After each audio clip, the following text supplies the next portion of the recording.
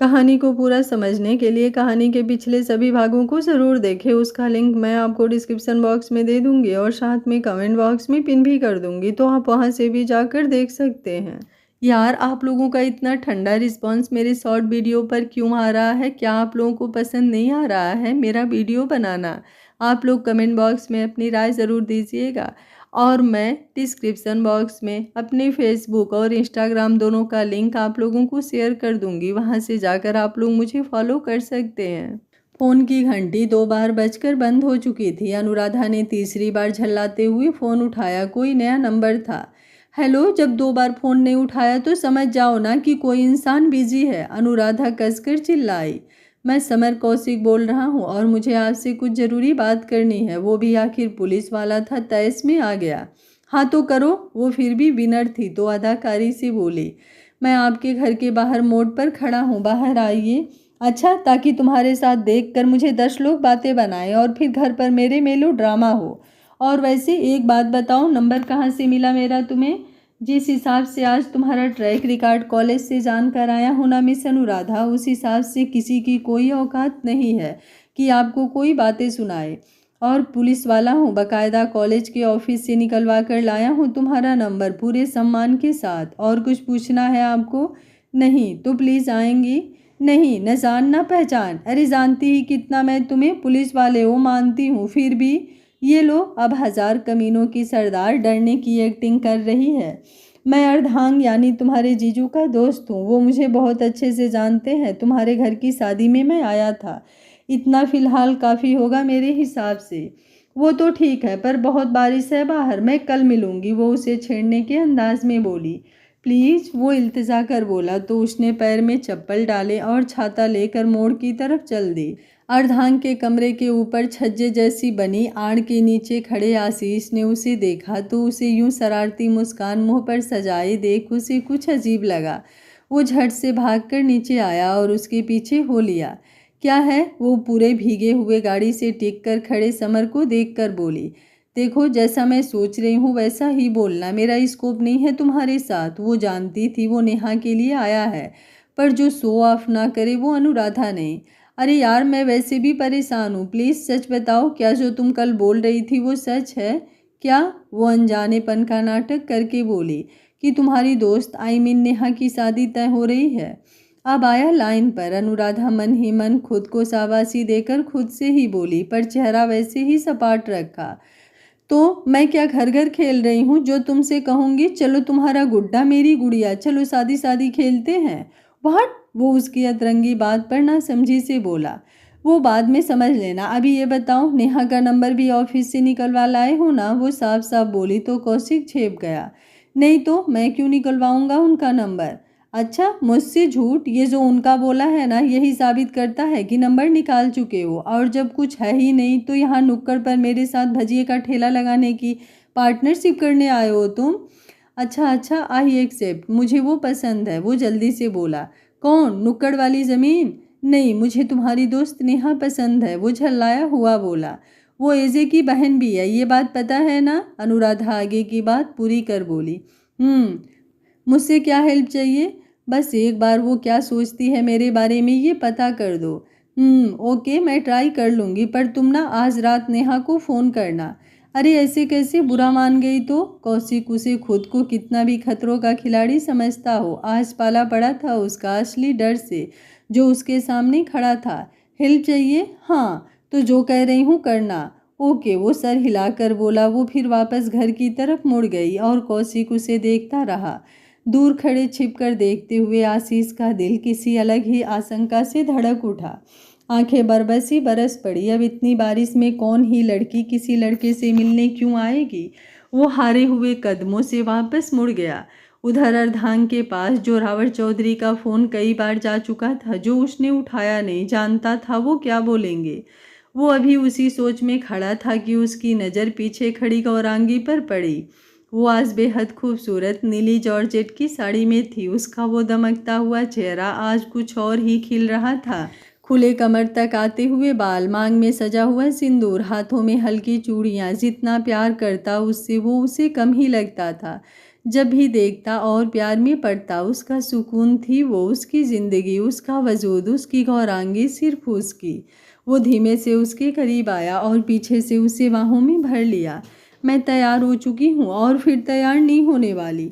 जब जानती हो तुम्हारे मन का होगा नहीं तो बोलकर खुद को परेशान क्यों करती हो? नहीं, चलो हम कहीं बाहर चलते हैं, लौट कर करना जो करना। तुमसे प्यार करने का मैं अपना मूड पोस्टपोन करूं, ये मेरी आदत नहीं है और ना ही इतना मुझ में सब्र है। मैं गुस्सा हो जाऊंगी। हो जाओ, और भी अच्छी लगती हो। वो उसके चेहरे को हाथों में भर कर उसके करीब बढ़कर बोला। तो गौरांगी थोड़ा पीछे झुकी तो अर्धांग ने उसे गोद में उठा लिया और बालकनी की तरफ बढ़ गया। 1 हफ्ता से ज़्यादा हो गया है हमें यहाँ आए हुए, जिसमें से उंगलियों में गिने हुए दिन हम कहीं घूमने गए होंगे, वरना तुम्हारी जिद ही पूरी नहीं होती है मुझसे। वो उसकी गोद में बैठकर सर उसके कंधे से टिकाकर बोली, मुझे मेरी बीबी हर समय मेरे पास चाहिए, इसलिए मैं यहाँ आया था ताकि जो तुम्हारी पंचायत है ना वो खत्म हो और तुम मुझ पर ध्यान दो सिर्फ। अच्छा, मैं पंचायत करती हूँ? वो सर उठाकर उसकी तरफ देखकर बोली, हाँ, और भी बहुत कुछ करती हो जो याद मत दिलाओ मुझे, गुस्सा आने लगता है। हाँ, अब तो गुस्सा आएगा ही मुझे देखकर। क्या मतलब है तुम्हारा? हाँ, अब तो गुस्सा आएगा मुझे देखकर, वो उसकी बात दोहरा कर बोला। ये उस दिन भी तुमने बोला था, मतलब कहना क्या चाहती हो? मुझे नहीं पता। तो पता करो, अभी जबान तो बहुत जल्दी चल गई तुम्हारी, अब जवाब दो जब मांग रहा हूँ। देखो फिर गुस्सा कर रहे हो। हाँ तो हमेशा करता था, बदला नहीं हूँ मैं, जैसा था वैसा हूँ और वैसा ही रहूँगा, क्योंकि मेरी हर बात सिर्फ तुमसे है। मेरे प्यार पर सवाल मत उठाया करो गौरांगी, वो तेजी से बोला तो गौरांगी की आंखें छलक उठी। अर्धांग की वो ग्रेनिश आंखें अब दहक उठी थी। कर लो गुस्सा, हमेशा ही करते हो, कभी सुनते भी हो मेरी? वो रो रो कर एक और ताना अर्धांग के सर पर जड़ कर बोली। तो अर्धांग को समझ नहीं आया कि वो क्या करे। उसने आंखें बंद कर पीछे चेयर से टिका दी तो गौरांगी उसकी गोद से हटकर जाने को हुई तो उसने खींचकर उसे सीने से लगा लिया।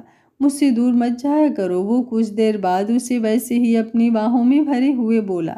तुम भी गुस्सा ना हुआ करो। वो अब चुप हो चुकी थी तो उसकी बात का जवाब देकर बोली, बात ही ऐसी करती हो, मेरे प्यार पर शक है तुम्हें? नहीं, वो बात नहीं है। वो तुरंत उसके सीने से सर निकाल कर बोली, तो फिर? वो ये बातें बोलना तो हर बीवी का जन्मसिद्ध अधिकार है। अब मन तो होता है ना पति को ताने देने का, तो कुछ तो सोचना ही पड़ेगा। वो पूरी स्कीम उसे बताकर बोली, फिर चाहे पति कितना भी प्यार करे, ये ताने कंपल्सरी हैं। वो जिसका गुस्सा तो उसकी बाहों में आते ही गायब हुआ था, अब हैरानी से उसकी बात सुनकर बोला, तुम गुस्सा करो, जिद करो और मैं ताने भी ना दूं? मैं गुस्सा जिद करता हूँ क्योंकि तुम मुझे उन सभी बातों के लिए मौका देती हो। मैं ये ताने सुनाने के लिए मौका देता हूँ तुम्हें? नहीं, फिर भी ताने देने पड़ते हैं ताकि कभी धोखे से मौका दे भी ना पाओ। वो पूरी बात बताकर बोली तो अर्धांग ने उसे 2 मिनट तक एकटक देखा। सच कहते हैं लोग कि अपनी पत्नी से जीत पाना वाकई नामुमकिन है, मतलब हद है, आगे का सोचकर ताना कौन देता है। अब चलो, मुझे भूख लगी है, वो उसे सोचते देख उसके सीने से लग कर बोली। फिर धीमे से उठकर उसके लब चूम लिए।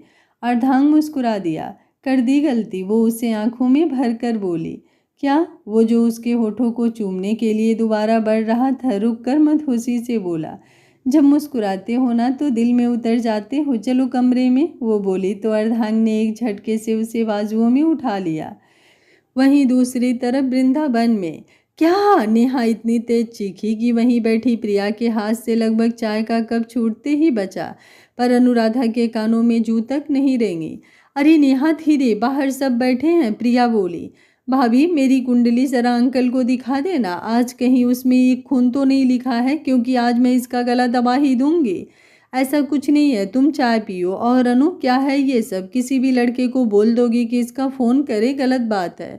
प्रिया नेहा को बिठाकर अनु को देखकर बोली, इससे और क्या ही उम्मीद होगी? गौरांगी सही कहती है, 1 नंबर की खुरापाती है ये। आराधना भी प्रिया की बात पर सहमति देकर बोली, ज़्यादा चढ़ो मत, अच्छा लड़का है, अच्छा दिखता है, कमाता अच्छा है, और सबसे बड़ी बात, पूरी कुंडली निकाली है मैंने, लड़की बाज नहीं है।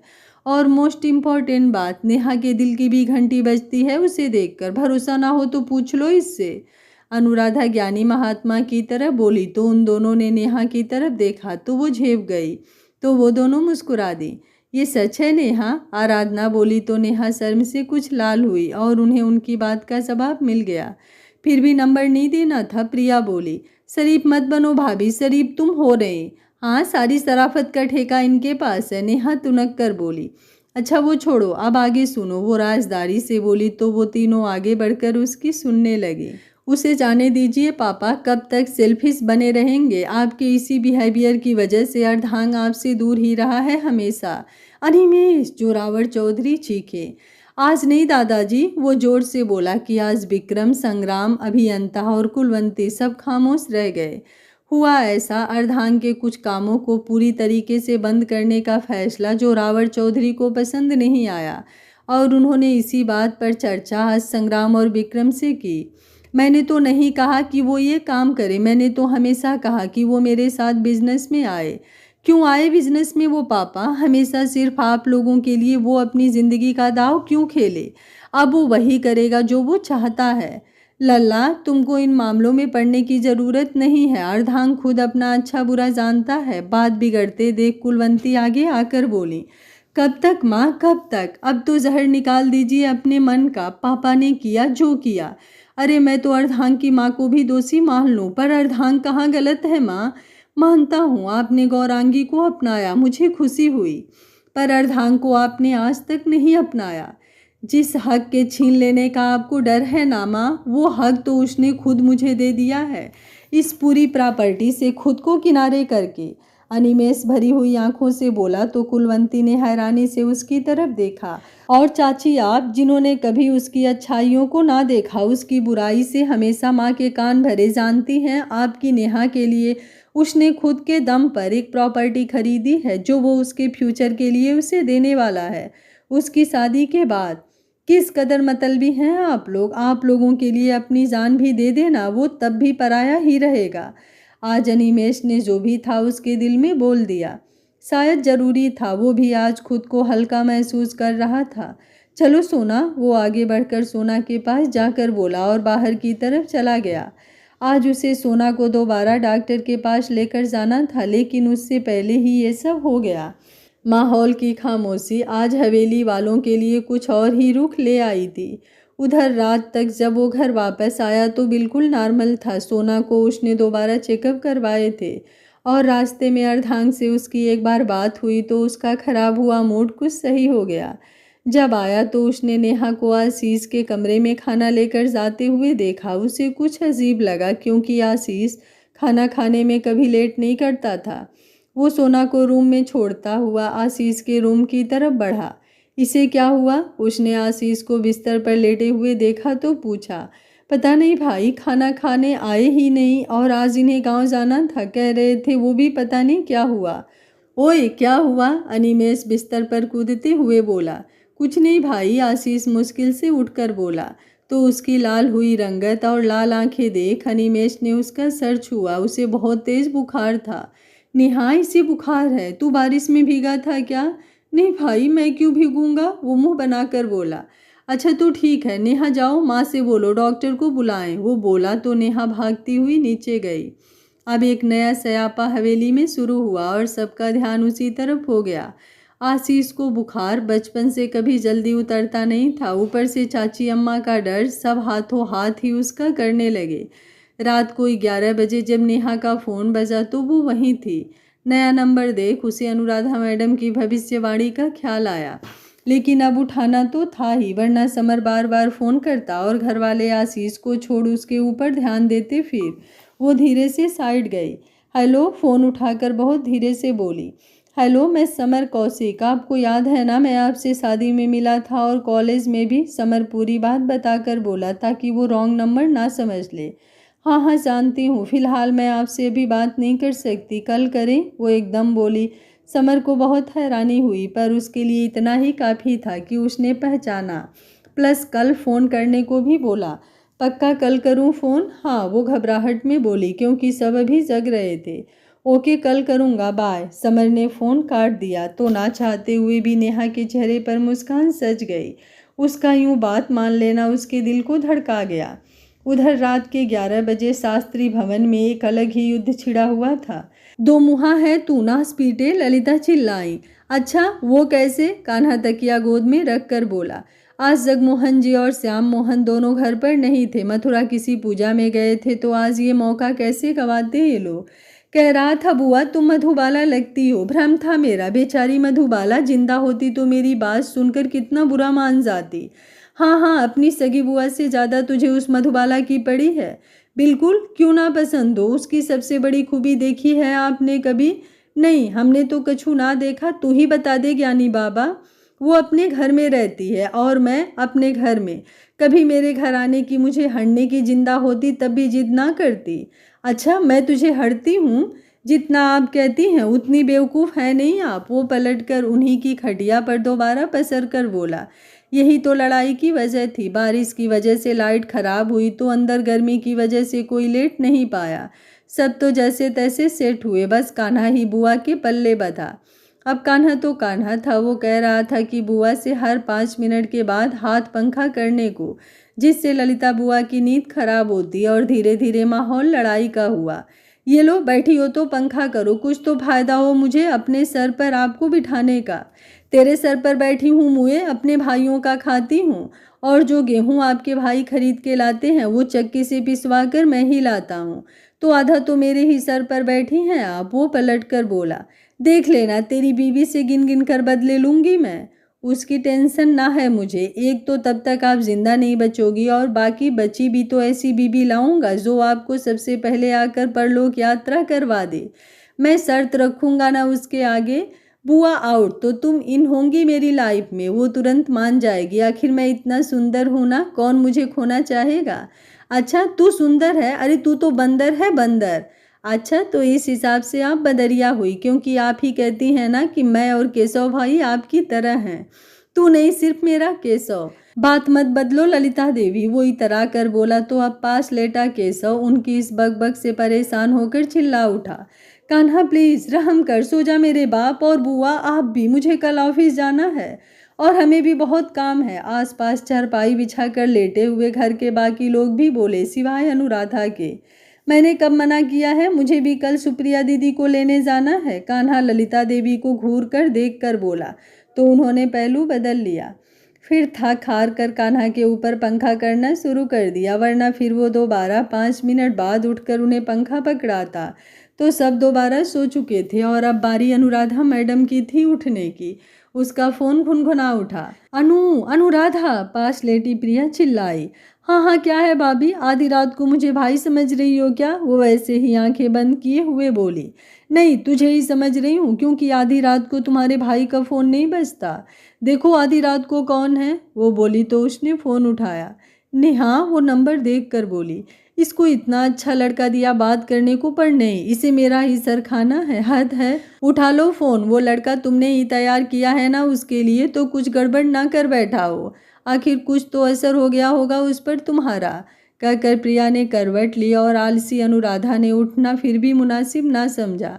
उसने व्हाट्सएप ऑन किया और नेहा को मैसेज करना शुरू किया, जिसका जवाब शायद नेहा नहीं दे पाई। इसके लिए ही अगले 5 मिनट ही उसने इंतज़ार किया और फिर पलट कर घोड़े बेचकर सो गई। उधर आशीष का रोग बुखार कम था, प्रेम रोग ज़्यादा था, और हद तो बेचारे की ये थी कि वो प्राण प्यारी प्रेमिका अपने घोड़े गधे अच्छे दामों में बेचकर पसरी हुई सो रही थी।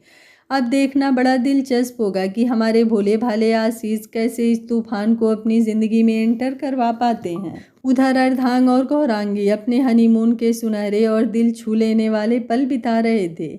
इस रात की तन्हाई को समेटे वो दोनों बालकनी में बैठे, आसमान में फैली हुई धुंध के बीच उस काली रात में दूर कहीं हल्की पहाड़ों पर फैली हुई सितारों जैसी झालर जो अलग ही खूबसूरत लग रही थी, उन्हें ही देख रहे थे।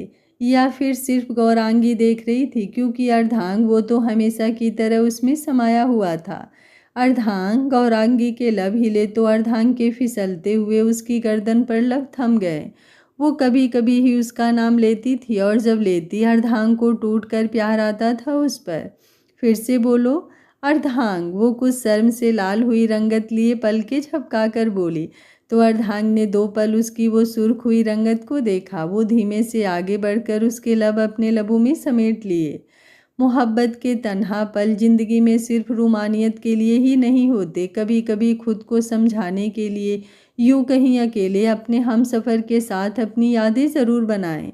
ज़िंदगी कितनी भी थमी क्यों ना हो, कभी कभी यूँ टूट कर प्यार करना ज़िंदगी से प्यार करवा जाता है।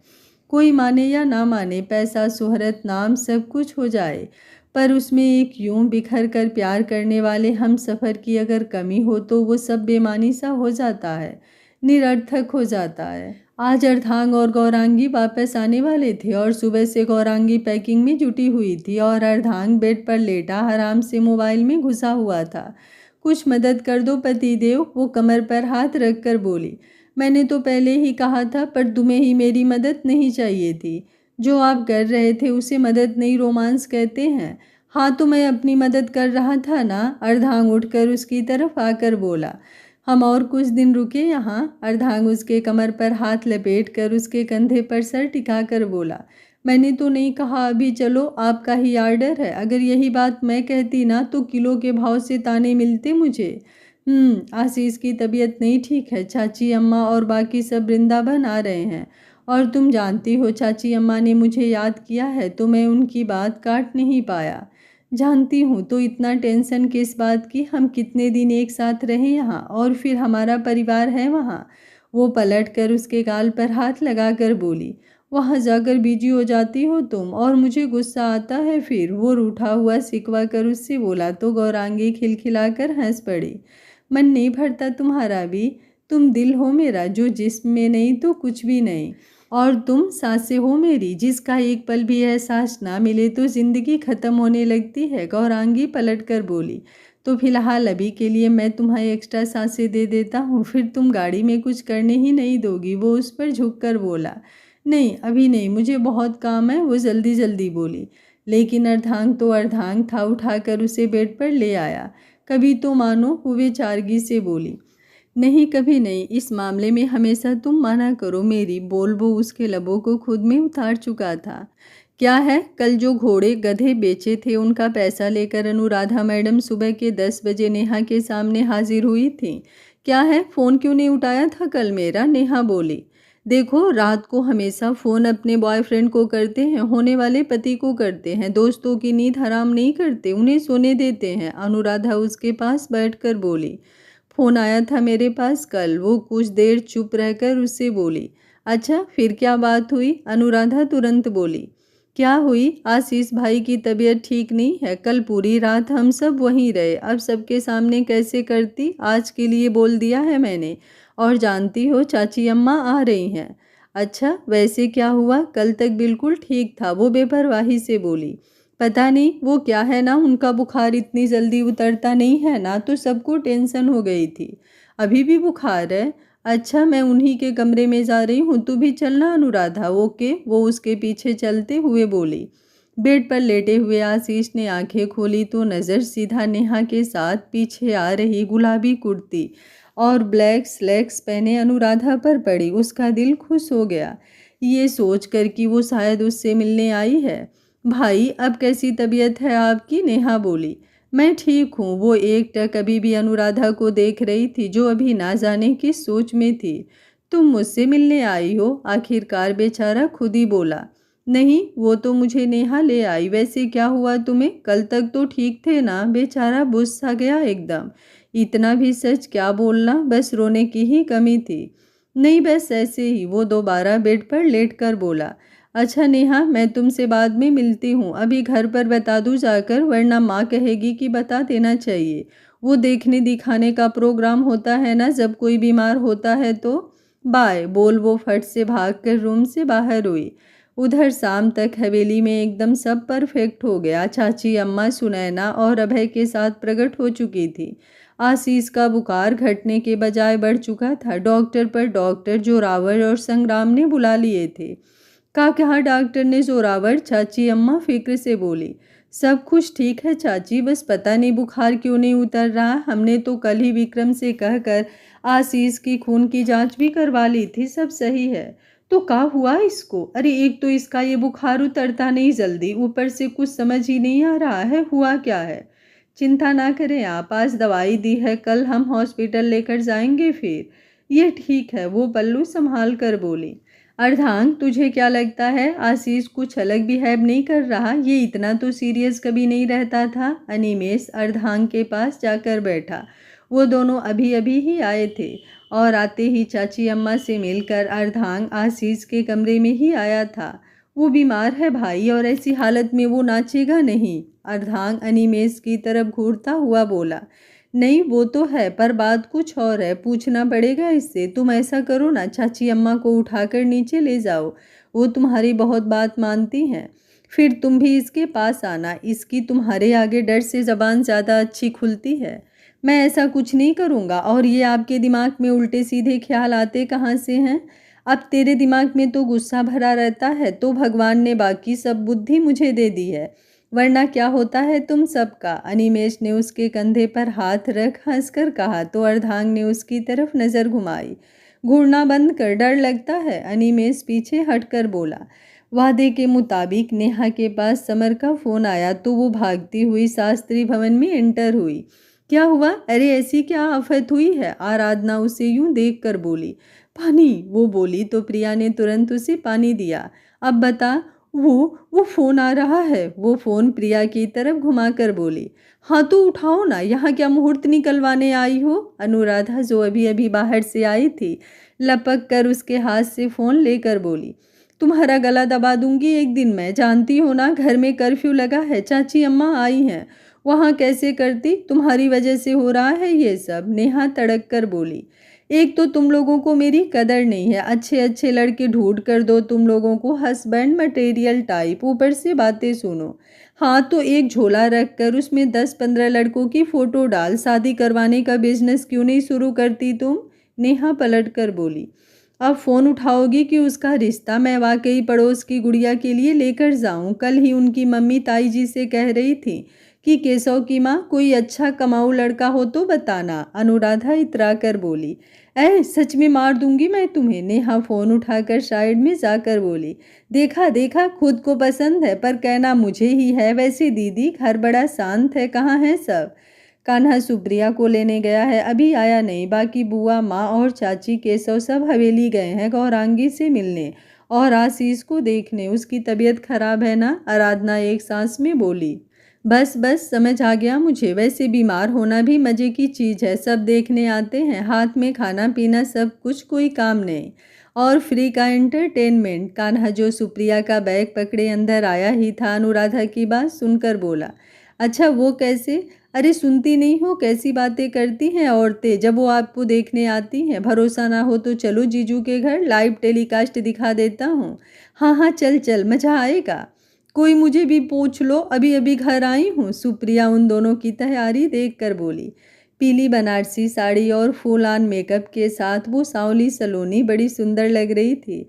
आराधना ने तुरंत आगे बढ़कर उसकी बलाएं ले ली और प्रिया ने उसके मुंह में बड़ा सा लड्डू ठूस दिया। और बता कैसी रही ससुराल? वो हंसकर बोली। अच्छी रही। और दीपक जी वो? क्या भाभी? सुप्रिया शर्मा कर बोली। अरे बाद में पूछेंगे ना, ये तो हमारी ही बहन है, सब बता देगी। अभी हम सब लोग गौरांगी के यहाँ चलते हैं, वो भी नया नया हनीमून मना कर आई है, दोनों को हाल एक साथ पूछेंगे, शादी से लेकर सुहागरात तक, है ना? हेलो मैं भी हूँ, शर्म करो कुछ। कान्हा बोला। तू सुहागरात क्या होती है जानता है ना? हाँ वो तो हर लड़का जानता है। तो बस ज़्यादा नाक मत घुसाया कर बीच में। अब चलो सब लोग। हाँ हाँ चलो। पर नेहा, प्रिया कमरे की तरफ इशारा कर बोली, उसे यहीं बंद कर देते हैं। अरे नहीं, वो अकेले क्या करेगी यहाँ? उधर नेहा और समर प्यार के पहले पथ पर अग्रसर हो ही रहे थे कि उस पर कुछ देर का विराम और लग गया, रात में बात करने की वादे के साथ। और वो पूरी बची हुई नाटक मंडली पहुंच गई हवेली, जहां एक और बेहतरीन नाटक उनका इंतज़ार कर रहा था। और मुख्य सूत्रधार अनुराधा मैडम की सारी सूत्रधारिता अलग ही लेवल पर होने वाली थी। आशीष के बुखार की असली वजह क्या है ये भी पता चलेगा। अरे हमने जैसे ही सुनी तुरंत आ गए। आजकल ना जाने कैसा कैसा बुखार चल रहा है, छोड़ता नहीं जल्दी जल्दी। अरे हमारे ज़माने में तो बुखार कब आया कब गया पता ही नहीं चलता था। ललिता बुआ परम ज्ञानी बनी चाची अम्मा के पास बैठी चर्चा यात्रा पर निकल चुकी थी। हवेली का हॉल अभी सभी औरतों के कब्जे में था। एक तरफ चाची अम्मा, ललिता बुआ, दूसरी तरफ सुनैना, कुलवंती, अभियंता, वसुधा और विविधा और सोना और गौरांगी। चाय नाश्ते की व्यवस्था में, जिसमें उनकी मदद अभी आराधना, नेहा, प्रिया और सिर्फ कहने को अनुराधा और कान्हा भी खड़े होकर कर रहे थे। बाकी घर के मर्द उनको उठाकर बैठक में पटक दिया गया था। मैं तो कहती हूँ बहन जी, नज़र उतरवा लो, आजकल किसी के मन का क्या भरोसा। विविधा चिंता जताते हुए सुनैना से बोली। सही कहती हो बहन जी, ऐसे ही एक बार इसको बचपन में बुखार आया था, कहाँ कहाँ नहीं दिखाए। अम्मा तो खुद बीमार पड़ गई थी इस चक्कर में, पता नहीं किसकी नज़र लग जाती है मेरे बच्चे को। सुनैना मुंह में पल्लू लगाकर रोते हुए बोली। होगी कोई डायन नज़र वाली, आप चिंता ना करें, मैं एक ऐसे बाबा जी को जानती हूँ, चेहरा देखकर बता देते हैं। टोना टोटका नज़र जो भी हो, कुछ नहीं बचता उनकी नज़र से। ऐसा मंत्र डालते हैं कि नज़र लगाने वाला पानी भी ना मांग पाए। आज ही कान्हा से फ़ोन लगवा कर बात करूँगी। वो बुआ पल्लू संभाल कर बोली। देखा, मैंने कहा था लाइव टेलीकास्ट, कान्हा अनुराधा के कान के पास जाकर बोला। तो अनुराधा मुंह में नमकीन भर मुस्कुराई। खा जाओ सब तुम ही लोग, ये नहीं पहले सबको नाश्ता पहुंचाने में हमारी मदद करें। गौरांगी किचन से बाहर आकर एक ट्रे कान्हा को देकर बैठक में दे आने को बोल अनुराधा को किचन में आने का इशारा कर घूमी। तो अनुराधा मुंह बनाती हुई उसके पीछे हो ली। कहा बताएं गौरांगी की बुआ, कछु समझ नहीं आ रहा। चाची अम्मा कुछ निराशा से बोली। कहा बताएं गौरांगी की बुआ, कछु समझ नहीं आ रहा। चाची अम्मा कुछ निराशा से बोली। ऐसे ही होता है, जब परेशानी सर पर आती है तब ऐसा ही होता है, ऊपर से बच्चों की बीमारी हारी। अरे कभी ना हो, कान्हा सब पर दया करें। अरे बच्चे हंसे खेले और हमें क्या चाहिए, और अब तो बीमारी हारी के हमारे सबके दिन हैं। बुआ ऐसे बोल रही थी, कान्हा को उनकी वो महीन दुख भरी बोली छाती पीट पीट कर हंसने पर मजबूर कर रही थी।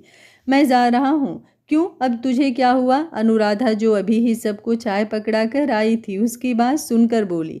बुआ को देखा है ये कैसे बोल रही हैं, और माँ और चाची वो, अरे बिना आंसू लाए आवाज़ कैसे रोने वाली हो जाती है इन सब की। और इन लोगों को हंसी भी नहीं आती ऐसी, वो धीमे धीमे बोला।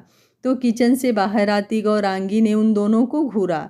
वो ऊपर जा रही थी आशीष के कमरे में। अब भाई गौरांगी इस बीच अर्धांग को भूल गई तो कयामत आनी तय है, तो वो उसी को अपने आप चाय देने जा रही थी।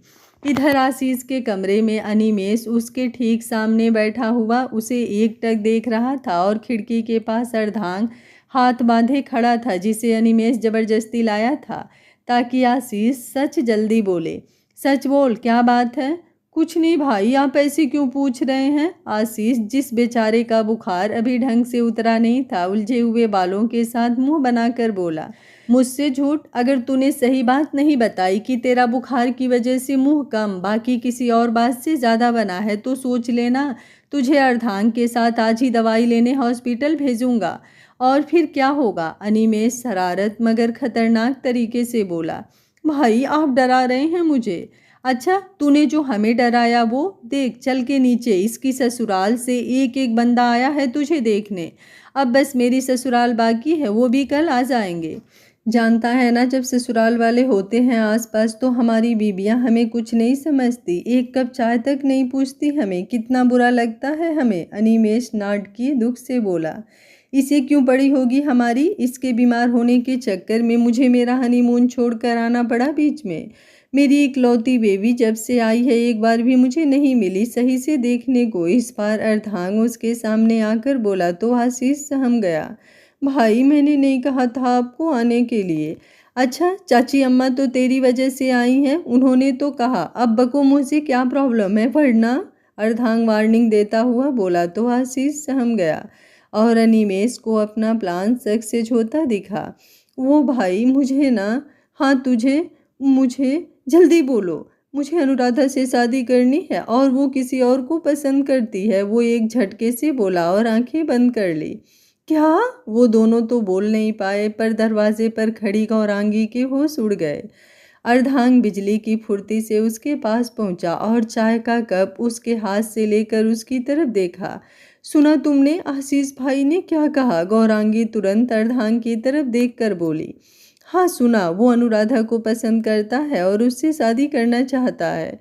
क्या? इस बार गौरांगी नहीं बोल पाई और दरवाजे पर खड़ी पूरी नाटक मंडली, कान्हा, प्रिया और सोना और आराधना चिल्ला पड़े, जो नीचे से ऊपर नीचे हो रहे टॉर्चर से बचने आए थे। बस अनुराधा ही अभी नीचे थी, जिसे नेहा ने अपनी किसी बात के लिए रोका था। अरे अंदर आओ पहले तुम सब लोग, चिल्ला चिल्ला कर पूरी स्कीम बता दो सबको। ये क्या है? प्रिया बोली। ये कब हुआ? कान्हा बोला। और हम सबको क्या कहेंगे? माँ, बाबूजी और बाकी सब। याद है ना तुम्हारी शादी के वक्त क्या हुआ था अर्धांग? आराधना बोली। सही कह रही हो आराधना, कुछ तो सोचो समझो अनिमेष, पिछली बार की तरह तुम ही शादी में शामिल होगे, मेरा तो कभी मौका लगवाओ, सोना बोली। आप टेंशन ना ले दीदी और भाभी, इस बार मैं खुद बात करूंगा बाबूजी से। पर अर्धांग, तब बात और थी और अब और है, आप प्लीज पैनिक ना हो, अर्धांग बोला। देखो कुछ गड़बड़ मत करना, एक तो तुम्हें गुस्सा बहुत जल्दी आता है। गौरांगी तुम्हारे टेंशन के कुछ बोल ही नहीं पा रही थी, तो बस इतना ही बोली। तुम्हें सच में मेरी बहन पसंद है? जानते हो ना वो कैसी है? सब अपनी अपनी में थे। कान्हा ने ये सवाल जाकर आशीष से किया तो उसने सर हिलाकर हाँ में जवाब दिया। वो चुड़ैल तुम्हें पसंद है? वो एक बार फिर बोला। हाँ हाँ पसंद है, प्लीज़ दीदी मेरी मदद करो, आप जो कहोगे वो मैं करूँगा, आप आज ही बात करो, वरना अगर वो लड़का उसे पसंद आ गया तो। आशीष भाग कर आराधना के पास आकर बोला। कौन लड़का? प्रिया बोली। मुझे नहीं पता भाभी, कोई है, आप सब बस दादी से बात कर लो, वो बेबस सा बोला। इस कदर उसका दिल इन दिनों डर सा गया था कि अब ये बात जब सामने आ गई तो वो पीछे कदम नहीं लेना चाहता था। बेटा अब कमजोरी नहीं लग रही? अनिमेष आशीष को खड़े हुए देख उसके पास आकर बोला। भाई मेरी जान पर बनी है और आप मजाक कर रहे हैं? नहीं बेटा, तुम्हें बुखार था, मैं वही याद दिला रहा हूँ, 2 दिन से तुम उठे नहीं हो, सब तुम्हें देखने आ रहे हैं। अनिमेष बोला तो आशीष तुरंत जाकर बिस्तर पर बैठा। मुझे अभी भी बुखार है भाई, पर मुझे अब शादी करनी है। बुखार में दिमाग घास चरने चला गया है तुम्हारा, अर्धांग ने उसे दांत पीस कर डांटा तो वो चुप हुआ। वैसे मेरे पास एक आइडिया है, अर्धांग कुछ सोच कर बोला। क्या? सब एक साथ बोले। आज सब यही है और माहौल भी गर्म है, इससे अच्छा मौका और कभी नहीं। चाची, अम्मा और गौरांगी की माँ, बुआ, सबसे अपने मन की बात आशीष खुद कहेगा और आप लोग भी वहीं रहना। पर भाई मैं कैसे? शादी करनी है ना तो हिम्मत भी रखो, दूसरे साथ देंगे तुम्हारा, लड़ना तुम्हें ही है, समझे तुम? अर्धांग बोला तो उसने हामी में सर हिलाया। और बाबूजी और बाकी सब? आराधना बोली। चाची अम्मा के फैसले की बात यहाँ कोई मना नहीं करेगा, बाकी बाबूजी से बात मैं खुद करूँगा। अर्धांग गौरांगी की तरफ देख कर बोला तो उसका मुंह डर से सफ़ेद पड़ गया। अब आप लोग कैसे क्या करना है डिस्कस करो, मैं अभी आता हूँ, बोल उसने गौरांगी का हाथ पकड़ा और सीधा सीढ़ियों से होता हुआ रूम के अंदर आकर दरवाज़ा बंद किया। गौरांगी अभी भी सदमे में थी। गौरांगी मेरी जान, सदमे से बाहर आओ, कुछ नहीं होगा, वो प्यार से उसका मुंह पकड़ अपनी तरफ घुमाकर बोला। अगर कुछ गड़बड़ हुआ ना तो सच कहती हूँ मायके चली जाऊंगी अपने मैं। वो होश में आकर उस पर बरस पड़ी। ठीक है, मुझे भी लेकर चलना, अब किस करो मुझे, सुबह से नहीं किया, मेरा बहुत मन है। वो उसे बाहों में भरकर बोला तो गौरांगी ने हैरानी से उसे देखा। हद है, कभी तो कुछ और सोच लिया करो। सोचता हूँ ना तुम्हें, वो उसके गाल चूम कर बोला। तुमसे तो कुछ कहना ही बेकार है, तो मत कहो ना, आओ ना, वो सूखी से बोला। मतलब दुनिया इधर की उधर हो जाए, तुम्हारा रोमांस कहीं ना जाए। अगर कोई कहे कि दुनिया खत्म हो रही है तो तुम सबसे पहले मुझे उठाकर कमरे में लाओगे और कहोगे कि गौरांगी पहले किस करो। अरे दुनिया जाए भाड़ में। करेक्ट, कितना अच्छे से समझती हो तुम मुझे। अब चलो एनर्जी ले लेता हूँ, तुम्हारे बाबूजी से पंगा लेना दुनिया बचाने से कम थोड़ी ना है, बोलकर उसने उसे उठाकर बेड पर लिटाया।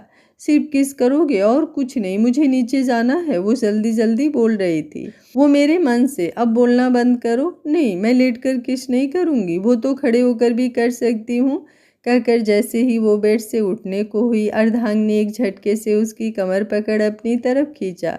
नहीं, मुझे ऐसे ही करना है, तुमसे प्यार करने के लिए मैं समझौता नहीं करता, बोल उसने उसे खुद में समेट लिया। गौरांगी की पलकें बंद हो गई, उसका छूना उसे और बातों के परे ले जाता था और अर्धांग ये बात समझता था।